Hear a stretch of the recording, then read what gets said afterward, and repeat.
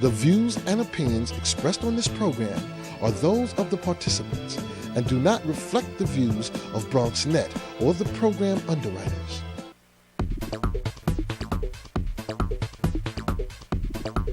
BronxNet. Your voice, your views, your vision. Hello everyone, and welcome to Open, the show that brings you the best of arts, music, entertainment, sports, and so much more. I'm Rina Valentin, your Café con Leche and host every Friday morning. And first up, we have some great events for you to check out in our Open Weekend preview. Then we'll hear about a new comedic series that deals with a not-so-light topic.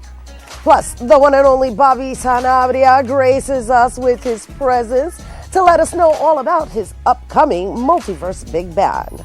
We have Bobby C swing by with this week's Sports Roundup.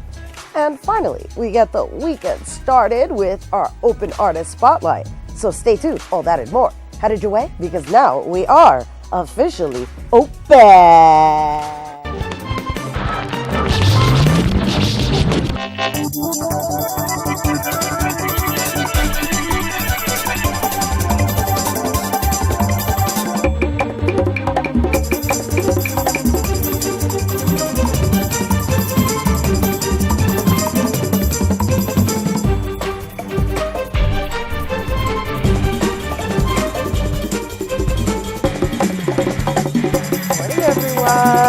Rina Valentin here, and we are watching Open.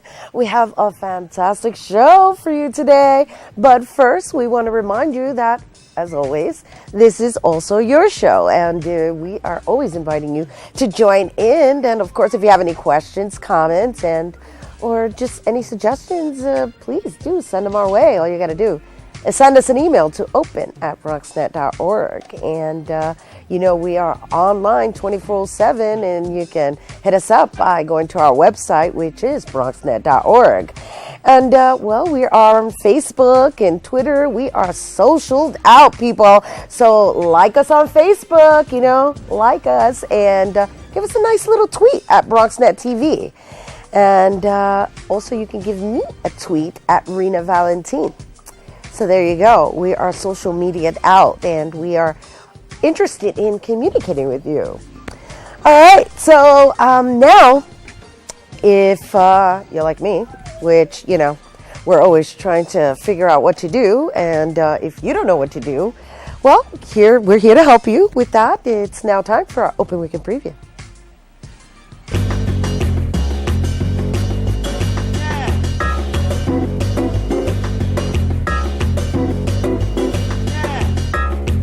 First off, St. James Skate and Family Night on Friday, March 9th. That's right, families are invited to lace up their skates and head on out to St. James Park. The Bronx space has evolved into a community gathering space complete with sports courts and recreation center, fitness, and game rooms. A limited number of roller skates and helmets will be available for rental. So please bring your own if possible, and children under 6 must be accompanied by an adult when roller skating. Again, that's taking place this Friday, March 9th at 6:30 p.m. at St. James Recreation Park, which is located at East 193rd Street between Jerome and Cruston Avenue. And for more information, you can always go to www.nyc.gov/parks. Next, the Young Roots Performance Series at Hostos Community College is back. The Spring 2012 Non-Demonizational Nation. Yikes, I've been trying to figure that one out before we got on air. Non-Demonizational Nation, where spiritual music lives again, will take place Friday, March 9th at 7:30 p.m. La Bruja, trombonist Willie Alvarez, and live band La Brujos Locos will celebrate the roots of world music based in religious faith and practice with special attention to the orishas y las siete potencias africanas. This event, again, is Friday, March 9th at 7:30 p.m., and that is happening at the Hostos Repertory Theater, which is located at 450 Grand Concourse at 149th Street. of course, in the Bronx. And for more information, you can go to www.hostos.cuny.edu/culture-arts. And finally, Armory Arts Week. This is a weekend-long event and continues until Sunday, March 11th. New York's famous Armory Arts Week has grown exponentially since its 1990 inception, and the 2011 edition expanded its reach like never before. The Armory Show is taking this opportunity to launch its first ever series of public programming. In celebration of the city's great artistic communities, the event will take place at different locations around New York City. And for more information on the locations of various events, you can go to armoryartsweek.com. armoryartsweek.com. And that is it, people. That is all there is that we have to suggest. I'm sure there's plenty more to do in this weekend and next weekend. And make sure you get out there because it's going to be a great sunny weekend. So, yeah, go and check out those events. Okay, well, if you notice, we are once again jamming along with a house DJ. We have DJ Vince in the house who is going to give us a little heads up on his website. What's going on, DJ Vince? Good morning, Rena. Everything is cool. All right. So, what we're gonna jam to today? Well, we got some nice instrumentals going on this morning. Just a bunch of stuff that I picked out that would, flow nicely with the show. Cool. Yes. And tell us a little bit about VinceBracy.com. VinceBracy.com. I'm glad you asked. That is my website. Not only a website, but I'm also a entertainer.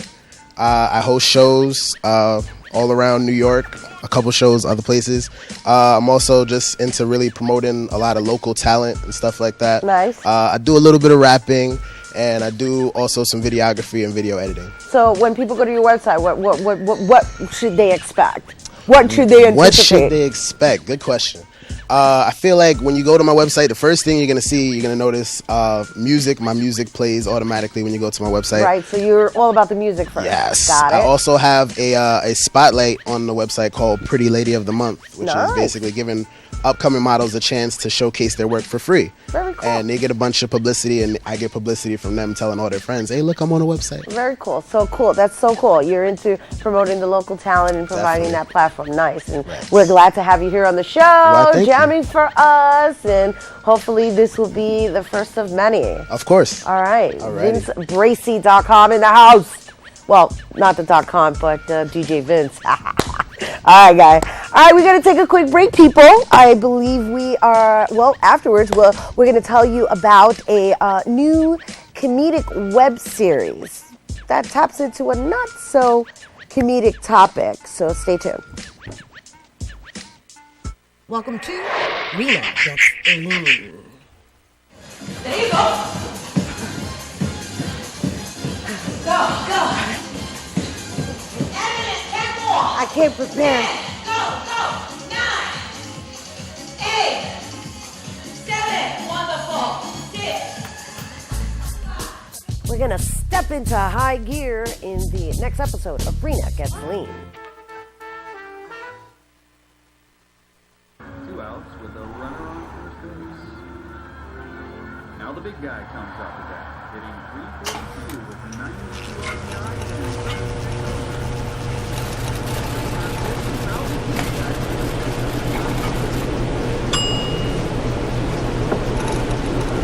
Enfría alimentos crudos y preparados lo antes posible. Este año, 1 de 6 personas en Estados Unidos se enfermará por comer alimentos contaminados. Visita foodsafety.gov/español.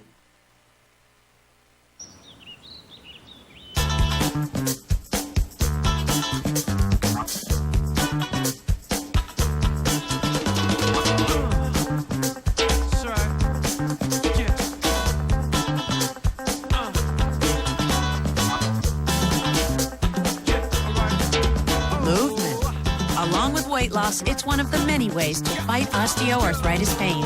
For more information on managing pain, go to fightarthritispain.org. Mom, I'm not gonna go to college. What are you saying? You've got to go to college. Well, they offered me a job, and... Son, college is much more important. No. Yes. No, Mom. Yes. Anyways, it's my decision. Okay, well then decide what degree you're going to get because you will go to college. Their tomorrow depends on your words today. The Hispanic Scholarship Fund has the information you need to help your kids go to college.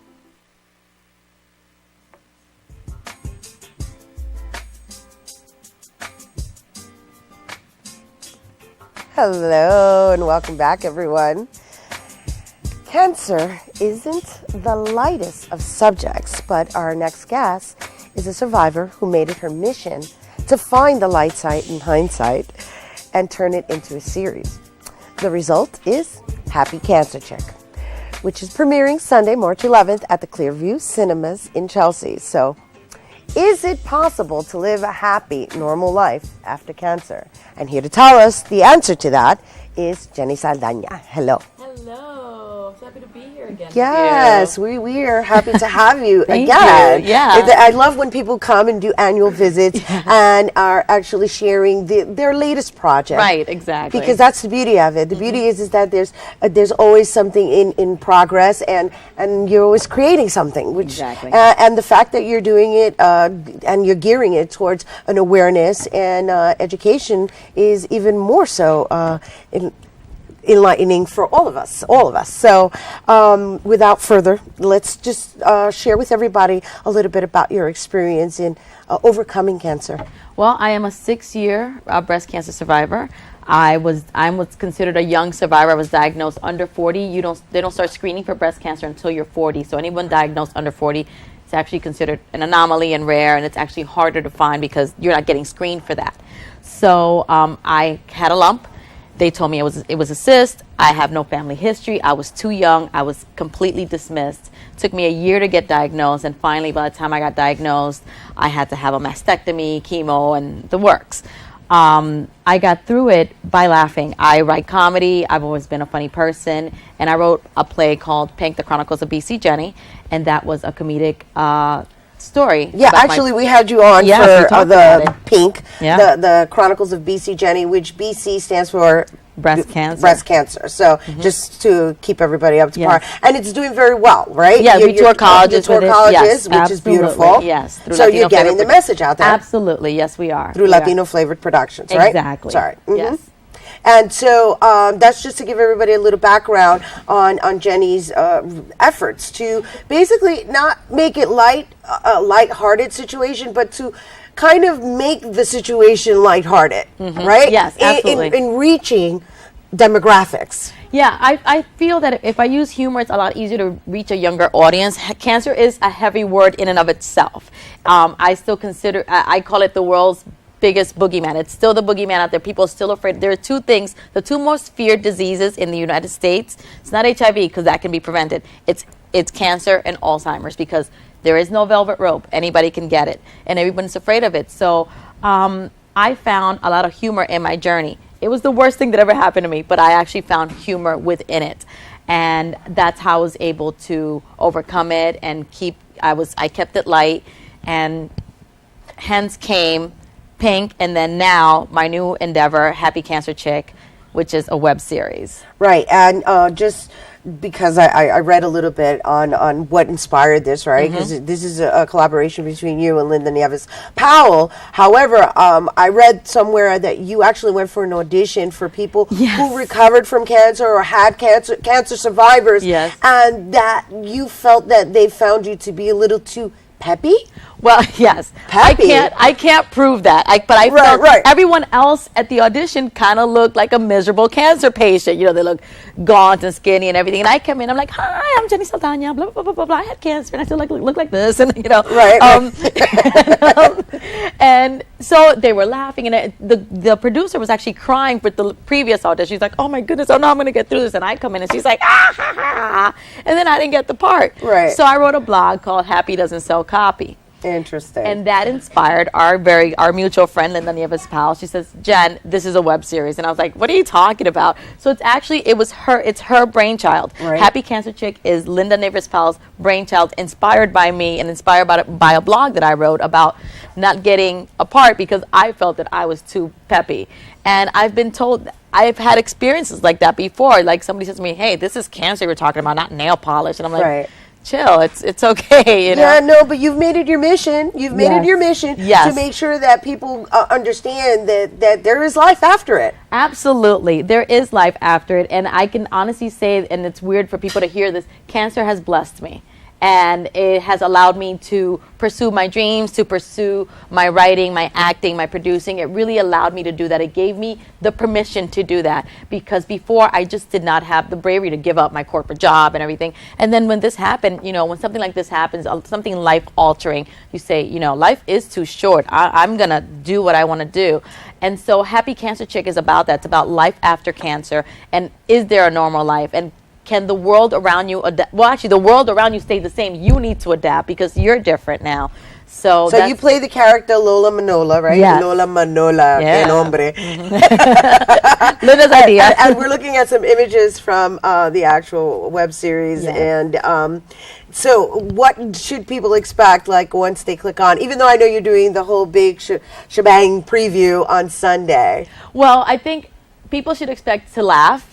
There's a lot of fantasy in it. A lot of it is surreal. A lot of it isn't, you know, just actual facts. They should expect to learn. We really want this to be a learning series. We want this to be a teaching moment for people that you can have an open conversation about cancer and it be okay. And that you can laugh in those dark moments because sometimes that's all you have. So I think it actually launches officially on the 14th on our website, happycancerchick.com, right, or on the Happy Cancer Chick channel on YouTube. But we are having a huge red carpet premiere on Sunday the 11th at the Chelsea Clearview on 23rd and 8th. Which is open to everyone. It's open to the public, right? Yeah, they just have to reserve tickets through our website, but it's free and open to the public. And we are so excited. We have some major sponsors that came on board. White & Warren, the cashmere company, came on board. Emery, the Moscato, came on board. Fingenza Vodka came on board. And, of course, Clearview Theaters, they're the first to come on board and let us have this space. So we are so excited. It sounds very exciting, and we congratulate you. Thank you very much. On just, you know, keeping it moving forward and, of course, making us laugh, but educating us in the process. Absolutely. So right now, though, I just want to share with everyone that you actually have a video that is out there that's gotten quite a few hits, and it's I'm going to let Jenny explain that one to you. We have a video on YouTube called Stuff Girls Say to Girls with Breast Cancer. It's the other word for stuff. Yeah, it's the other word for stuff. It's the other word. I'm glad you chose to say stuff. Yeah. Stuff Girls Say to Girls with Breast Cancer. And it's just a spoof on things I heard when I first got diagnosed and while I was going through my journey. And it's very funny. It's going viral. We're like at almost 50,000 hits right now. Nice. And everyone who's watched it loved it. And the few negative comments we've gotten, we've deducted they're actually from what we call cancer civilians, because everyone who has had cancer is like, this is brilliant. They keep reposting it. And it's little things that people... And we're not making fun of cancer patient. We're making fun of the civilian, what people say to someone with cancer. Because things like they look and you go, how are you? Yeah. How are you feeling? And you're like, you can talk normal to me. It's okay. Like nothing here has been affected. You know? So it's things like that happen, and people ask you like, "Ooh, let me touch it," you know, and you're like, "Wait, whoa!" It's like when you're pregnant, everybody wants to touch your belly. It's like, "Whoa, you can't just come up to me and feel me up." You know, it's really refreshing. I have to say, it's refreshing to just absorb your whole, you know, outlook on just, you know, surviving this and really taking it on as your mission, really. Thank you. And thank you for sharing it with us here on SAT. And just before we go, if you could just share with everyone once again the information on Happy Cancer Chick, the actual red carpet event on Sunday. Okay. Well, you can find us at happycancerchick.com. And our red carpet event is at the Chelsea Clearview on 23rd and 8th. Go on happycancerchick.com and hit come to our premiere, and you can reserve a ticket. It's free. It's on Sunday from 7 to 10. Come on down, and it's just going to be a bucket of laughs. Beautiful. Thank you. Thank you. Thank you. All right, Jenny. All right. We once again want to thank Jenny for coming to the show. And for more on Happy Cancer Chick, once again, you can go to happycancerchick.com. We do have to take a quick break, but when we return, we'll be talking to the one and only multi-Grammy nominee, Bobby Sanabria. You don't want to miss this, so don't go anywhere. We'll be right back.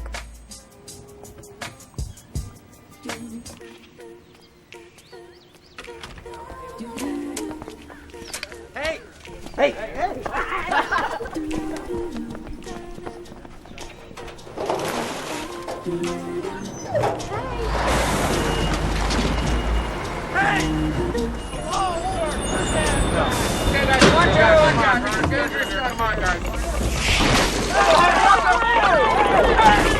Alright, please stand back, sir. We're just dumping a little excess sewage here. I hope those shoes aren't new.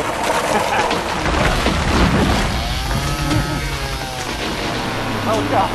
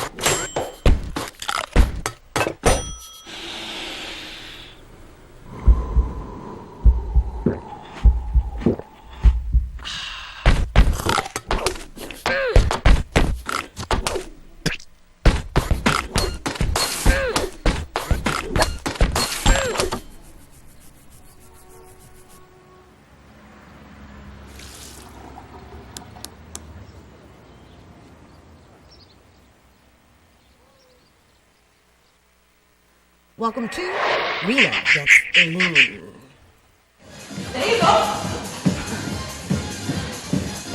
Go, go. Evan, 10 more. I can't prepare. Go, go. 9, 8, 7. Wonderful. 6. We're going to step into high gear in the next episode of Rena Gets Lean.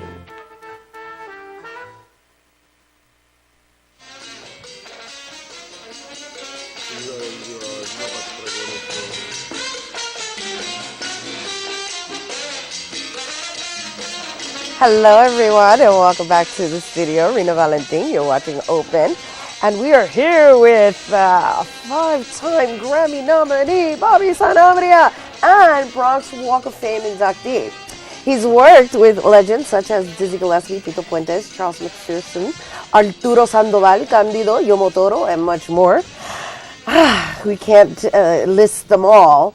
However, we have him here present, so, going to become a leader. He's actually going to be the leader in the Afro-Cuban, Brazilian, and jazz fields. Yeah, that's interesting. He's now back in the Bronx with his multiverse big band. Next Saturday night, please welcome to the open stage, Bobby Sanabria. Good morning. Nice to be here. Good morning, and thank you for being here after jumping off a plane. Yeah. I mean, not literally. He didn't literally jump off a plane, but he just flew in last night, right? Yeah, we were performing in New Orleans, Louisiana at Loyola University. Great, great city, New Orleans. Incredible because New Orleans is where everything comes together in terms of all the influences from the Caribbean, and they all came out in what we call jazz, which is my favorite 4-letter word. Nice. Besides love. Nice. Well, again, we thank you for being here after getting off a plane and so forth. So this multiverse big band is actually, 19 pieces? Yeah, this is a project that I started in 2000, and everybody knows me for a lot of my small group work with my quartet, my Cuarteto Che, my Nanette Ascension, but I wanted to expand on that, and with a big band, really, it's the epitome of what you can do with orchestration, arranging, and composition in the world of jazz and Latin jazz. It's comparable to the symphony orchestra in the European classical tradition. So we've been very successful, though it's hard to keep a big band together. We rarely perform, and but when we do, it's always a special event. So next week on March 17th, we're coming to my old neighborhood where I grew up in the South Bronx, to Pregones Theater, which is right near Hostos Community College, right like 2 blocks away from 149th Street and 3rd Avenue. Right.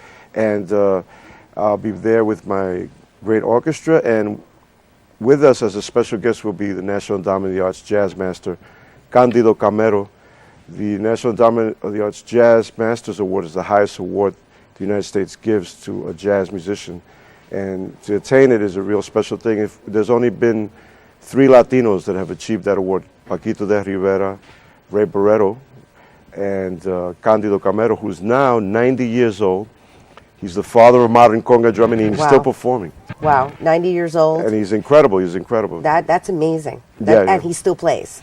And he plays incredibly well. We just did a concert 2 weeks ago in Miami, and it's just, you know, it's God bless him. I mean, for those of you who know about the history of the music, many of your viewers do, older viewers, they know the name Candido, but for the younger viewers, you should really get a chance.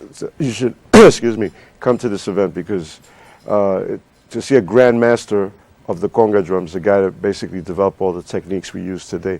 Anybody that plays congas today they play something Candido did first. So you should really come check him out. Right, to see it in the flesh, live, yeah. live.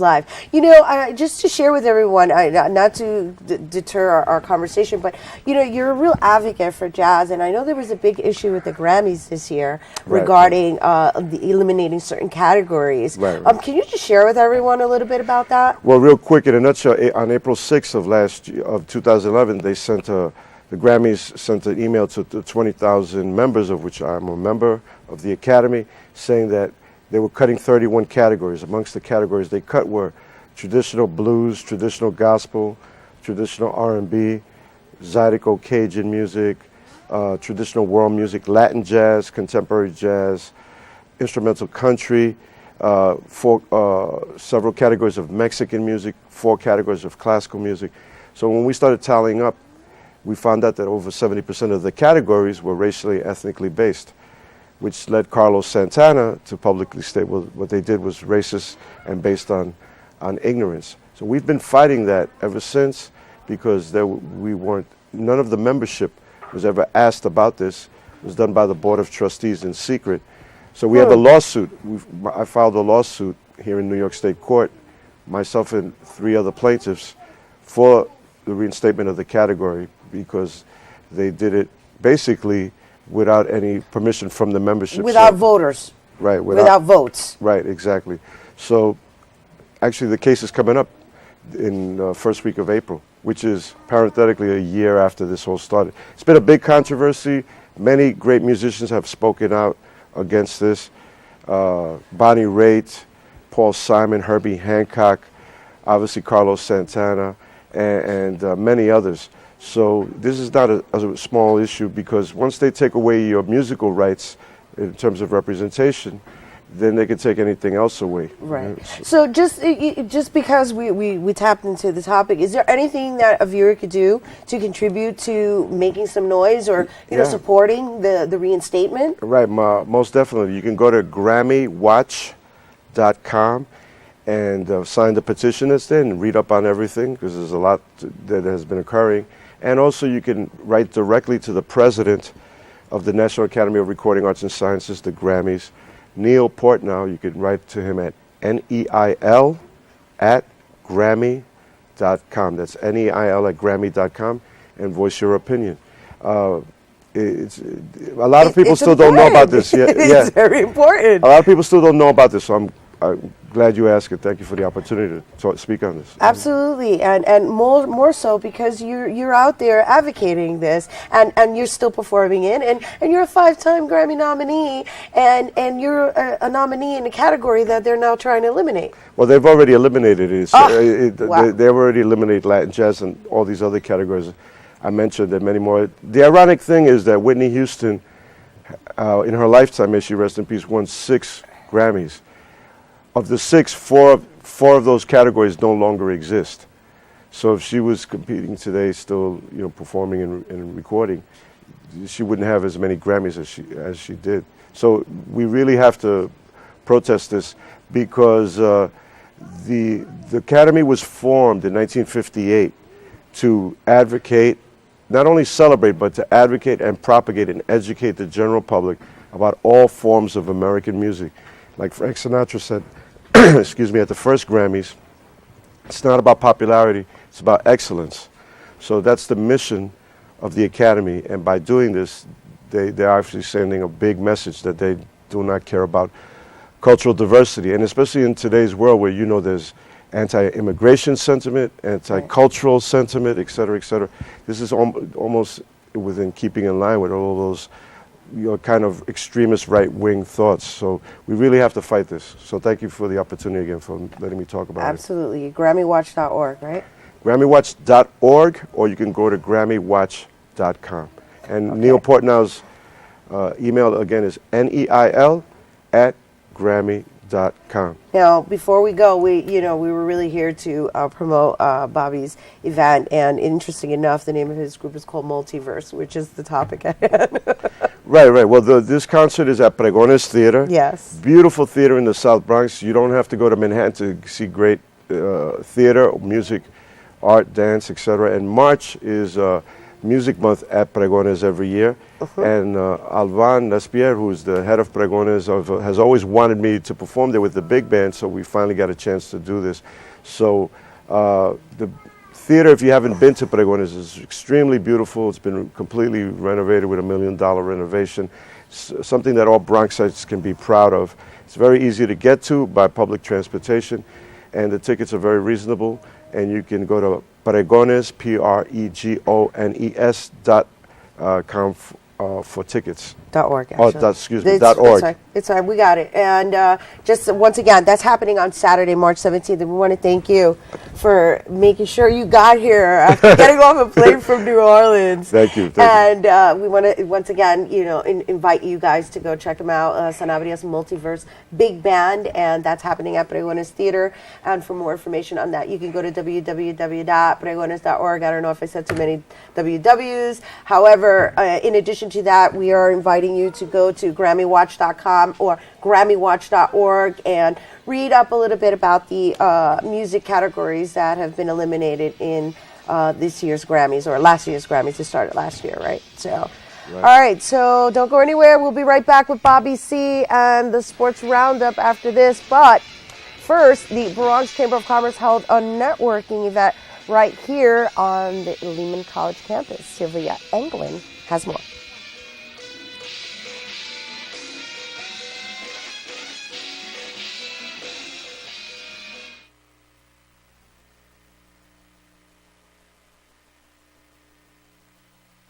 Services that our citizens need throughout Bronx and throughout the state. Have a balanced budget on time with no gimmicks, no one-shots, but also work to make New York as economically competitive as it can be with the rest of the country, and frankly, with the rest of the world, because we're not just competing with other states, we are in some instances competing with other countries in terms of encouraging businesses to come to New York State and supporting all of you who are business owners and helping you expand and grow. And the key thing the governor has said is we need to get government to operate much more like you do, much more like businesses do. Licia Eve is a former one-time top aide to Senator Hillary Clinton and former candidate for lieutenant governor. She's risen through the ranks to become senior economic development advisor to Governor Andrew Cuomo. She oversees job creation and retention initiatives across the state, and the Bronx Chamber of Commerce, on the heels of an economic boom in the borough, invited her to speak.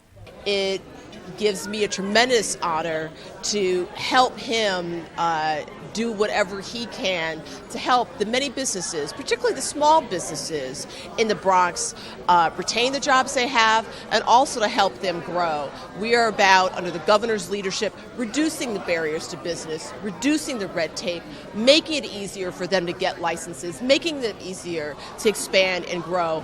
We want to not be an impediment to business. We want to do everything possible to remove all impediments. Her visit coincidentally follows the Bronx Borough President's 2012 State of the Borough address, where he discussed the redevelopment of the Kingsbridge Armory and the relocation of Fresh Direct to the borough. Simply say this. I'm going to restate what Lenny Carroll, the president and the CEO of the Bronx Chamber of Commerce said. The Bronx is hot. It is a place to do business. It's a place to live. It's a place to work. It is growing by leaps and bounds in terms of the economic opportunities are right here. The Fresh Direct deal that was recently announced with significant support on behalf of state government, huge. 3,000 jobs are going to be in the Bronx that weren't here before. The governor is working very strongly to keep the Hunts Point market here, to have a state-of-the-art facility, to make that a green facility. Those are just two extraordinary examples that I think really are symbolic of the major changes, all positive, that are taking place in the Bronx. You know, you don't want to say one city or one community is better than another, but every single Bronx resident has so much about which to be proud. The other big news of the evening was the creation of the Westchester Square bid, which was approved by City Council in a 48-0 decision. Hopefully an economic impact, because we now have a budget coming from the City Council or the city government that will exceed $300,000, so that we can have a set budget to make certain changes that will be an effective way of revitalizing the community. And the governor continues to show his support for minority and women-owned small businesses. There are many women-owned businesses, there are many minority-owned businesses that are spectacular, and they should be getting a greater piece of the New York State contracting pie. And so what the governor has said via an executive order, which is extraordinary, he hasn't said, oh, we're going to try and do this and, you know, we're going to study it and we're going to think about it. No, he said in an executive order last year, he set the goal, a high bar of 20% of all state contracting dollars going to women-owned and minority-owned businesses across the state. The evening offered an intimate look into both New York State and the Bronx's economic development and the potential for growth and progress. We had an opportunity to catch up with the Chief Economic Development Advisor to the Governor of New York State. She told us some interesting facts surrounding New York State and the Bronx at large. Economic development is development in economy, and the Bronx is definitely proof of this. For BronxNet, this is Sylvia Anglin. And you can't see my eyes unless my head is bent.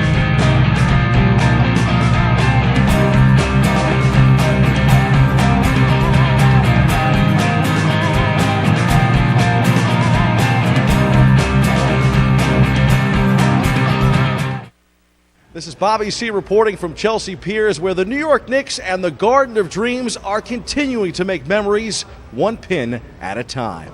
Knicks Bowl 13 took center stage Friday night at Chelsea Piers in the name of charity. Orange and blue stars and some of the biggest names in entertainment bowled for a purpose. All net proceeds from KB13 benefit the Garden of Dreams, a nonprofit charity that works closely with the Garden to, quote-unquote, make dreams come true for kids facing obstacles. We have a commitment to servicing the community of New York. You know, our first goal, obviously, is to try to win a championship, but next is to make a difference in our community, the community of New York City. It's our first team outing for us bowling. You know, so we're going to find out after tonight, see who's the best bowler. Since 2000, the Knicks have raised more than $1.5 million through their annual Knicks Bowl event in support of the Garden of Dreams.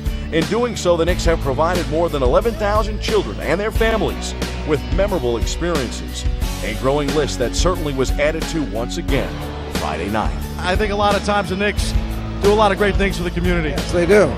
And they've always been really kind to me, you know, as I've lived in New York the past 4 years, and you know, I just like to help them out too. Amazing. I mean, you know, I'm so glad, and it only helps that they're playing great, which only is going to bring more attention to it. It's so fantastic to have all these people come out and support an organization that improves the lives and makes dreams come true for young people all over the 5 boroughs. So this is a wonderful night.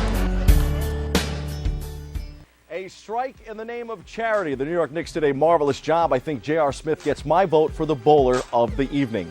Back on the hardwood, the month of March is off to a slow start for the Knicks, who dropped an overtime matchup Sunday in Boston and followed that with road defeats to Dallas and San Antonio this week. The Knicks will look to halt their 3-game slide tonight in Milwaukee before returning home Sunday for a matchup with rival Philadelphia at Madison Square Garden.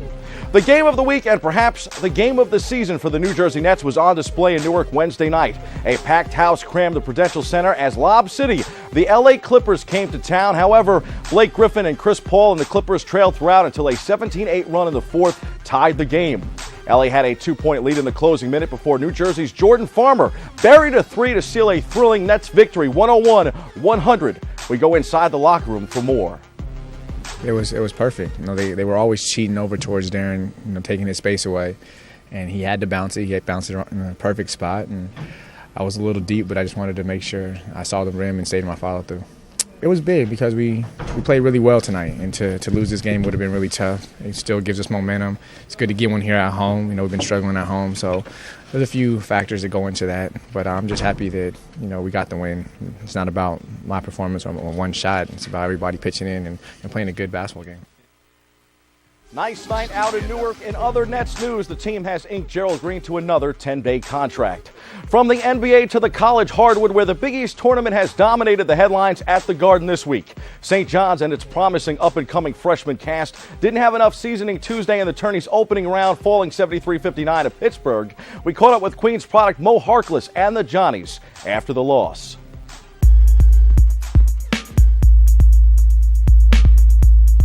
We weren't able to finish at the rim. We had a lot of easy baskets that didn't go in. And I think when we came out in the second half, that impacted our ability to play probably a little bit more intense. We let that bleed into our defense. But the story was we had plenty of good looks. We just couldn't finish. When the pace just switched like that, I think we were just rushing a little bit. A lot of shots that we took during that time were bad shots, and I think if we would just slowed down and took our time, I think we would have been able to overcome that hump. With that young core, expect big things from St. John's in the future. Top-seeded Syracuse has been the talk of the town in the tournament. The Orange ended the reign of reigning champion UConn Thursday afternoon, winning 58-55 in the quarters. We go back inside the locker room for more reaction.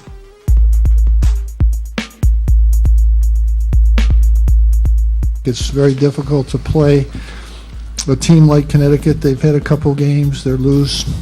You know, I hate sitting around all week, and you know, it's very difficult. I'm glad that we're able to get a win. We haven't played that many games, and we need to play again. You know, tomorrow's game will help us. And but this was a tremendous comeback. This team's been very good down the stretch all year, and you know, that was the case today. The tournament's Final Four are now in place following Thursday night's round of scores. Syracuse will face Cincinnati, and Notre Dame and Louisville will duke it out for a chance to advance to Saturday's championship game. Time for some quick hitters from around the world of sports. Locally, Manhattan and Iona were knocked off in the first round of the MAC men's basketball tournament. It was a surprising finish for the Jaspers and the Gales. On the NFL gridiron, legendary QB Peyton Manning and the Indianapolis Colts parted ways. Manning is now a free agent. According to reports, 12 teams have contacted the prize free agent for his services, including the New York Jets. The other Manning, the Super Bowl winning Manning that is, helped the New York Giants this week by restructuring his contract to provide cap relief for Big Blue. G-Men running back Ahmad Bradshaw had surgery on his ailing foot.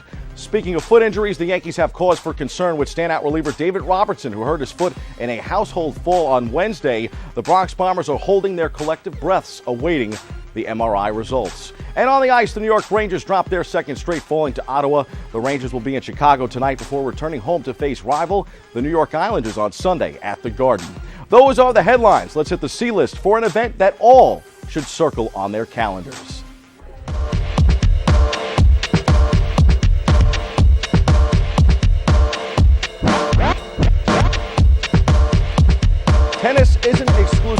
court for warm weather these days. Monday night was Tennis Night in America as four of the greatest players in the world took center stage at Madison Square Garden for Tennis Night in America. For one evening, the sometimes hardwood or ice of the world's most famous arena was transformed into a hard court where tennis fans, both die-hard and those new to the game, were able to enjoy an event that's aimed at taking the sport to new heights. The U.S. Open is the center of the tennis world in New York every year, but events like these are a terrific precursor to what's to come later this summer.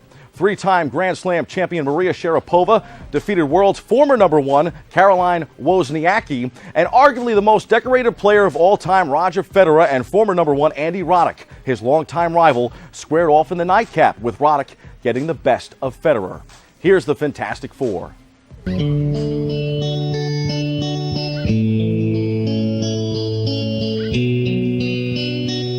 can you talk about the Garden experience and what it was like to be your time? Yeah, I mean, it was.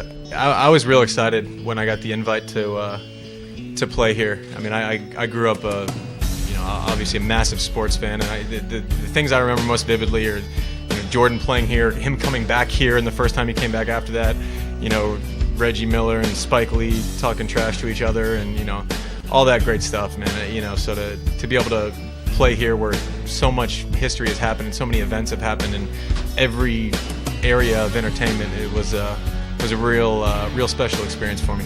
Maria, can you talk about the entertainment value and being able to have good laughs out there, dance, and play it up to the crowd? Yeah, absolutely. That's one of the good things about exhibitions, and giving that sense of entertainment and variety to the crowd. Obviously, the reason why people buy a ticket to go see you play is because of what you've achieved on the court, and ultimately, at the end of the day, that's what they want to see. But to see a bit of personality as well in the athletes, this is just an open door for that, especially at an arena like this. Well, I definitely enjoyed it. I mean, it's a special experience, and the crowd was really great out there. So so it was good fun. Really enjoyed myself tonight. When they contacted me that they wanted me back at the Garden, I really was hoping that I could play Andy here. Actually, it was my favorite choice, so I'm happy it happened, and I really had a great time. So I hope you'll be back one day again. The evening was highlighted by some great tennis, a host of laughs for the fans, from Andy Roddick getting actor Ben Stiller's autograph during the match to Sharapova and Wozniacki taking to a round of dancing mid-match. Caroline's boyfriend, golf great Rory McIlroy, even got in on the action, slipping a point past Sharapova during the evening as the two switched places. Who says exhibitions can't be a blast? Tennis Night in America was affordable and memorable for the fans, a night to cherish, and one others should take advantage of when it returns to the Garden. That's your sports. I'm Bobby C. Tennis Night in America. Awesome, nice. Awesome Very evening nice. at the Garden. You're over there at the Garden. Boy, you are our sports guy. Sports with Bobby C. And follow him on Twitter at The Voice At The Bobby, Voice Bobby right? C. At The Voice Bobby C. All right, we got to take a quick break. When we come back, we're going to actually have a female beatboxer in our Open Artist Spotlight. You don't want to miss that.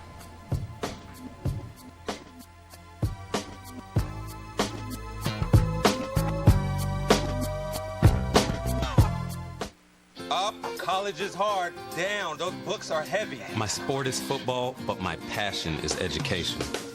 So every year, I take promising high schoolers on a college tour to show them that higher education means a brighter future. My name is Nnamdi Asamoah. I don't just wear the shirt, I live it. Find out how you can live United for education. Give, advocate, volunteer. Go to liveunited.org. Do you wear this? I'm lucky. Let me help you with that. I get to do something I love. It has nothing to do with touchdowns or titles. Everybody bring it in. I get to play a part in the life of someone just starting out. How many of you think homework is just as important as teamwork? I help keep kids in school. Good. And that's the name of the game. My name is LaDainian Thomason. I don't just wear the shirt, I live it. Give, advocate, volunteer. Live United.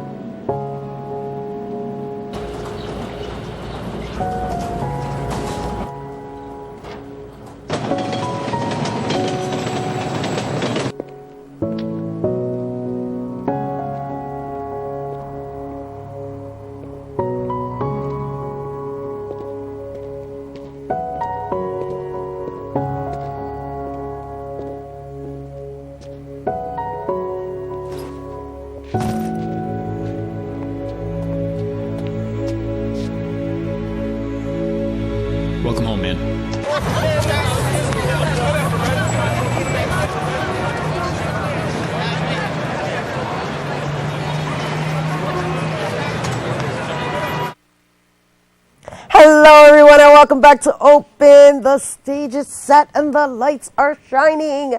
It is now time for Open Artist Spotlight.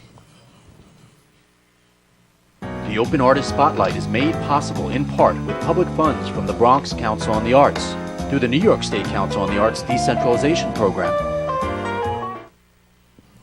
Our final guest this morning is definitely not the least of them, that is, and will be representing all of American female beatboxers later this month at the World Beatbox Championship in Berlin, Germany.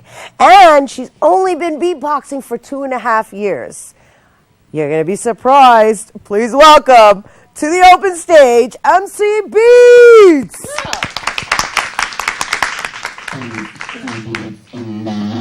Everything you hear is coming from my mouth. My sexy love, ooh, my sexy clean up, all the things you do. Get me spun, get me running back to you. Oh, I love, make it flow for you. Let me go for you. Sex, we love, I'm bringing sexy back, back, back, back.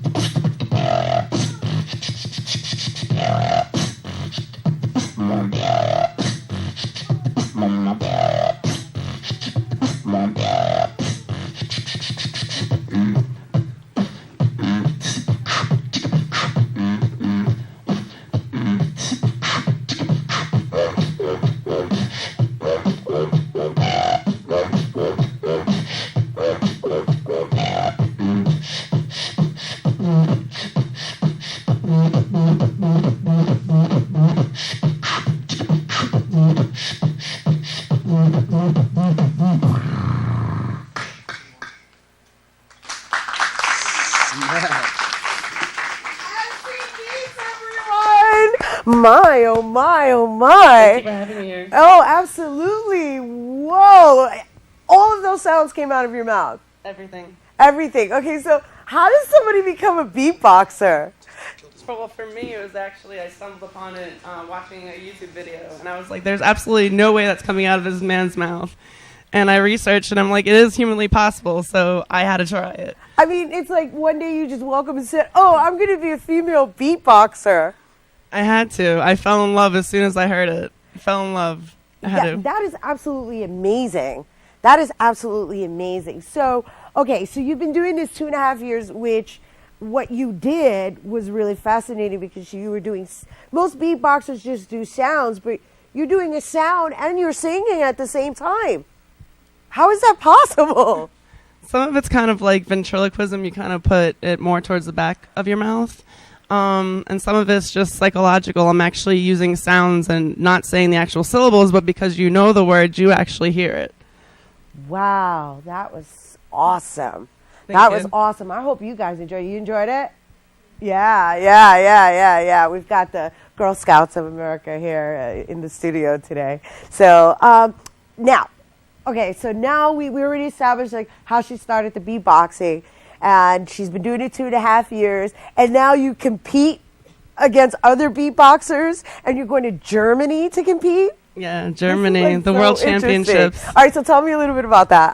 How did you even get into competitions? Well, we're a big community online. We have Facebook groups, and we're on YouTube. We connect with each other. And Bilo, who actually is the organizer of the World Championships, he invites people from all around the world. Usually it's the champions of every country. America doesn't have an actual female battle. It's just one. So he chose me to represent the females for America. Okay, so you're going to be in Europe, in Germany, and you're going to be representing American female beatboxers, right? Yes. And so there's actually other female beatboxers in Europe. Yes, they're all over the world. I'm just very fascinated by there's actually beatboxers all over the world. Okay, so I come from the era where this whole thing even began, right? But back in the days, it was just a beat, it was just a rhythm. But this whole concept of like beatboxing and singing, simultaneously is like really fascinating. It's actually funny because it originated in the U.S. with, Dougie Fresh and others, and then Europe kind of took it and ran with it. All right, cool. That's so hot. You rock. All right, so tell everybody where they can hear some more of your beatboxing and where they can friend you and stuff like that on Facebook. I'm on YouTube, Facebook, and Twitter. They're all the Beatbox Queen. So YouTube.com/TheBeatboxQueen, Twitter.com/TheBeatboxQueen, and Facebook.com/TheBeatboxQueen. Awesome. You can beatbox me out the show because we got to go. We're out of time. Oh, they got to put your mic on. Put our mic on, everybody. All right. We got to thank MC Beats again. Woo! For that fantastic display. For more on MC Beats and upcoming events, you can go to www.facebook.com, The Beatbox Queen. And as I mentioned, that is all the time we have for today's show. We'd like to thank all of our guests for dropping in, including Jenny Saldana, Bobby Sanabria, MC Beats, Bobby C. And we also want to thank the crew and all of the viewers, that means you, for watching and tweeting along with us. If you missed any part of this episode, remember to tune into the Recablecast tonight at 5 p.m. and 10 p.m. and, of course, throughout the entire weekend for full episodes. We are available online 24/7 at bronxnet.org/TV/open. And once again, I'm Rina Valentin. And from all of us here at Open, may the universe provide peace, prosperity, and love. Mwah. Adios, everyone. Say bye-bye.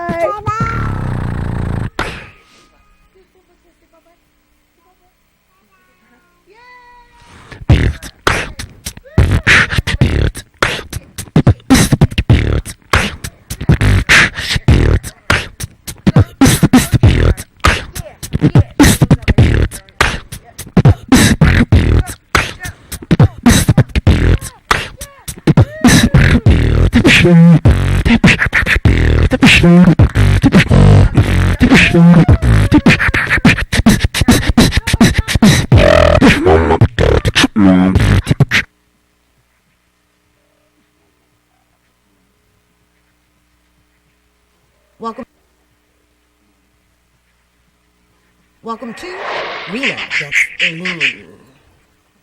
There you go. Go. I can't prepare. 10, go. 9, 8, 7, wonderful. 6. We're going to step into